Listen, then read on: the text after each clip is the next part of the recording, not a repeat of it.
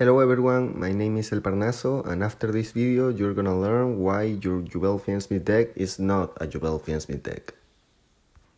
It is important to note that this will be the indirect continuation of the video about the history of Yu-Gi-Oh!, as the conclusions drawn from that historical comparisons allows for a better understanding of why is presented this idea that you are not playing a Yubel deck or a Fiendsmith deck. That's why, if you want a complete understanding of the point made on this video, I recommend giving the previous one a chance. Having said that, this video will showcase, through highlights of one of my latest duels, the advantages that come from understanding your deck not as a Yubel deck or as a Fiendsmith deck. But, you may say, how is this deck understood then? If you saw the previous part, I think you can infer it. The deck we are playing is just a Fiend deck that gets reinterpreted with each release of relevant new cards for the deck, the Fiend deck. While this distinction may not seem important, mindset is the most crucial quality when playing Yu-Gi-Oh! And this train of thought will allow you to discern better plays in various scenarios, as your goal when playing is not to use Yubel cards or Fiendsmith cards, or any kind of cards, but to win the duel you're actually playing. Alright, the first highlight of the single will be the opponent's turn. As you can see, despite starting with Nightmare Tron, their end word was only Phantom of Yubel. This is because I activated Mulcharming Purulia, which led my opponent to prefer not to give me any draws while playing around it.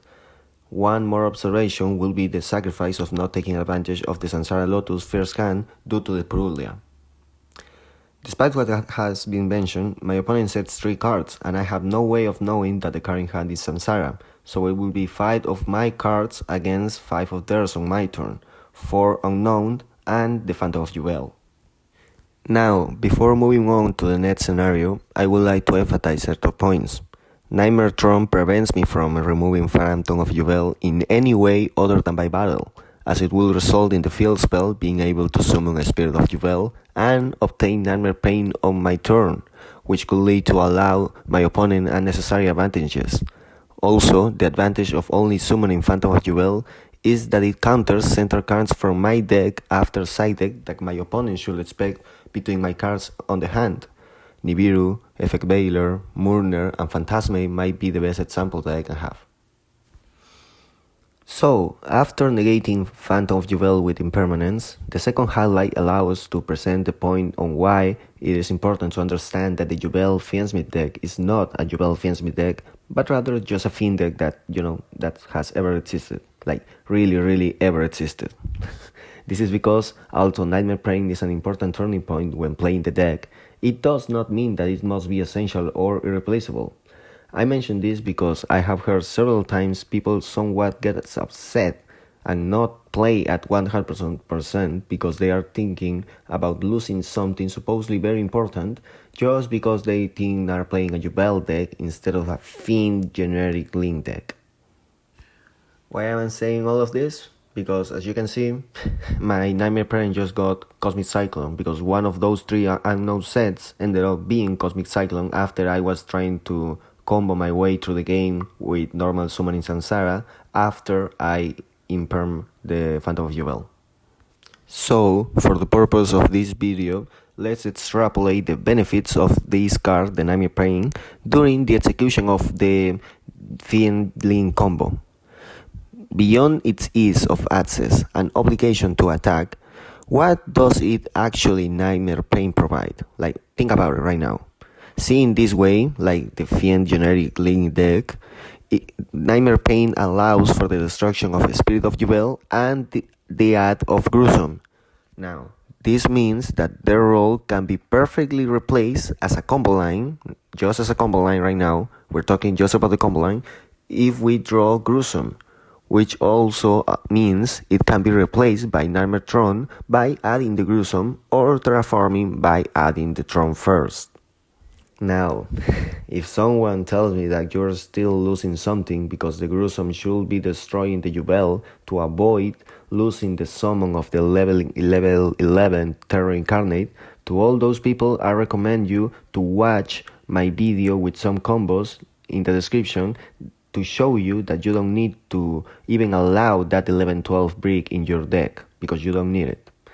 Also, remember, you're not playing a Yubel deck, so you don't need to focus so much on cards like Terror Incarnate or be so dependent of Nightmare Pain Resolving, which, for example, in these scenarios will be more detrimental if the investment of your plays and the deck preparation that you build is only projected on emphasizing the Yubel archetype instead of, actually winning the probability duels that you're gonna actually play in any given tournament. Having said that, since you are not playing Yubel, any access to another Fiend allows you to keep playing, whether through Yama or through Moon. Besides, Samsara and Spirit in the graveyard will allow for an extra Fiend monster after. Remember, not a Yubel monster, but a Fiend that extends and or allows replacing a monster effect, and so on, etc., etc., That means that if you've seen my deck profile, link in the description, there are more than 10 possible cards to keep playing comfortably after you get, for example, Cosmic Cyclone on the Nightmare Pain. In the case of this duel, we have as the third highlight that the extension turned out to be 1-for-1. I'm finding it important to pause at this scenario as a highlight because it involves many significant decisions, which will revolve around the following main problem. How do we seek to take our turn? First of all, we will not aim for the OTK, mainly because we still do not know 3 cards, and the investment involved in playing around that, along with the previously explained protection from Nightmare Throne, won't be a justifiable reason to even attempt it. Secondly, what do we actually summon? Following the previous steps on this video, as well as the combos from my mentioned video before, Nightmare Pain is, in part, replaced, although not by the destruction of the Spirit of Yubel, but by the summoning of Gruesome. Finally, what do we send as cost from our hand to activate 1-for-1? If we don't aim to win this turn, we must control the opponent by nullifying their resources, right? The best as we can, I mean. So, seeing this way, we are not looking to give the opponent any opportunity to build their plays on their turn, as it will involve a new Phantom of Yubel or another monster Yubel during the construction of their build, which again implies the extension allowed by Nightmare Throne if he actually summons any other Yubel monster. Therefore, we prefer the low impact hand trap that allows for immediate interaction. In other words, we prefer to send Nibiru to keep Effect Veiler in the hand. The fourth highlight will be the following. My opponent has not activated either of the 2 set cards on the field or the 1 card in the hand, which allowed me to build up to Desiree, Phantom, and Sequence on the field. The important thing about the situation for the purpose of this video is, once again, that you are not playing a Yubel deck or a Fiendsmith deck, but a Fiend deck that scales mainly through link summoning to win duels in different and diverse scenarios. In this particular scenario, for example, it is much more valuable to exchange the interaction of Phantom of Yubel for the SP Little Knight interaction, even though you've been calling this deck Yubel for months now. This is due to the following reasons. First, it is very likely that one of the 2 sets cards on the field that have not yet been activated is another Cosmic Cyclone, which will banish Sequence after it is equipped, and Phantom of Yubel cannot prevent that scenario.